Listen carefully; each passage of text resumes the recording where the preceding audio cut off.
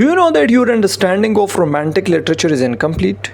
Yes, it's incomplete if you don't know about these poets. So, your understanding of Romanticism is incomplete without knowing these poets. This is the second part of the video in which we will be discussing the remaining four important poets who have done a remarkable job in laying the foundation of Romantic literature in English. So stay tuned with us, watch the video until the end to know about these poets. If you think that supernaturalism was for the first time practiced by Samuel Taylor Coleridge, so you are surely misguided. And very few people know that supernaturalism was already there in the English literature. In fact, it was William Collins. So it's an interesting point that supernaturalism was already there before Samuel Taylor Coleridge. Samuel Taylor Coleridge only mastered this particular kind of writing. So William Collins delights in the highly romantic world of shadows and the supernatural. His ode on the popular superstitions of the Highlands basically foreshadows the world in which Coleridge delighted. So Coleridge delighted in that sort of word that was already practiced by William Collins, and you must remember this point. So supernaturalism was already there in the hub of English literature. It was not Samuel Taylor Coleridge who practiced it for the first time. And that is why, referring to Collins, Swinburne maintains that in purity of music and clarity of style, there is no parallel in English verse from the death of Marvell to the birth of William Blake. So, from the death of Marvell to the birth of William Blake, there was no parallel in English verse to William Collins. So William Collins was in fact the greatest, and you must remember him being the supernatural poet among the pre-romantics. And even the love of nature and simplicity was already there. So it was not just supernaturalism, but the love of nature and simplicity. So romantics only practiced what was already there in the pre-romantics. And here is William Cowper. According to Compton Rickett, he is a blend of the old and the new.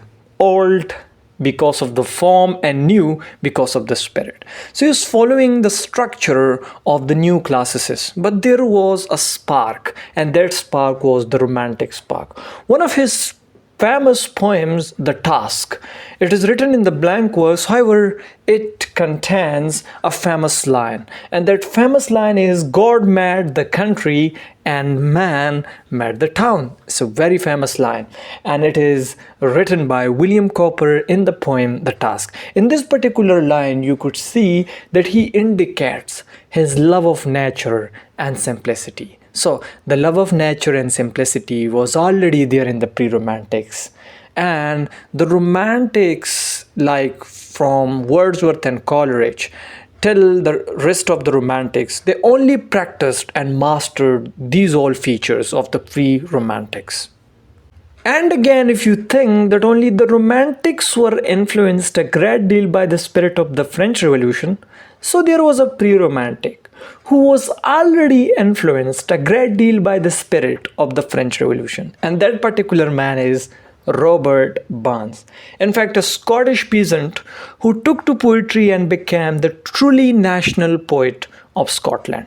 His work, that is poems chiefly in the Scottish dialect. Poems chiefly in the Scottish dialect that is published in 1786 skyrocketed him to fame. And in all these poems, you could see there is a great spirit of romantic lyricism. So romantic lyricism was already there, and even you could see the sympathy with nature. So sympathy with nature was already practiced by Robert Burns. Even his important poem, My Love is Like a Red, Red Rose, that is full of sentiments. And about him, it is famous that his feelings even extended to the lower animals, whom he studied minutely and treated sympathetically. So, Robert Burns was even interested in studying animals and treating them sympathetically. And the one who broke all the literary conventions. In fact, the one who holds rebellious nature and rebel against all the social, political, and literary conventions of the 18th century. It is almost inaccurate if you think that this particular man belongs to the pre-romantic, because he is more romantic than all the romantic poets. Here is William Black, the greatest of all, who broke all the usual pattern of writing. The most undisciplined and the most lonely of all poets. So undisciplined, the one who did not follow any particular rules, which is one of the characteristics of the romantic writers. So William Blake was a true romantic poet. He is best known for his 3 volumes: Poetical Sketches, published in 1783, Songs of Innocence, 1789, and Songs of Experience, 1794, which contains some of the most orient gems of English lyricism. A critic observes that his passion for freedom was also akin to that which moved Wordsworth, Coleridge, and Southey in the early years. So, freedom for passion, it was already there in William Blake. Freedom was already there in William Blake. And further he says, though in the latter form it came nearer to Shelley's revolt against conventions. So the spirit of revolt was already there in William Blake. In fact, more romantic than all the romantic poets. So in today's lecture you learned that supernaturalism was already there before Samuel Taylor Coleridge in the works of William Collins. Love of nature and simplicity was already there in the works of William Cowper and Robert Burns.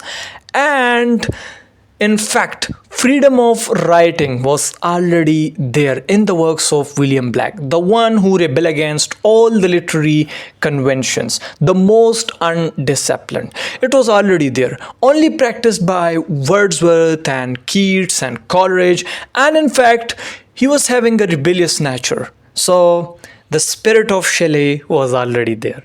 Stay tuned with us for more videos like this. Like and subscribe.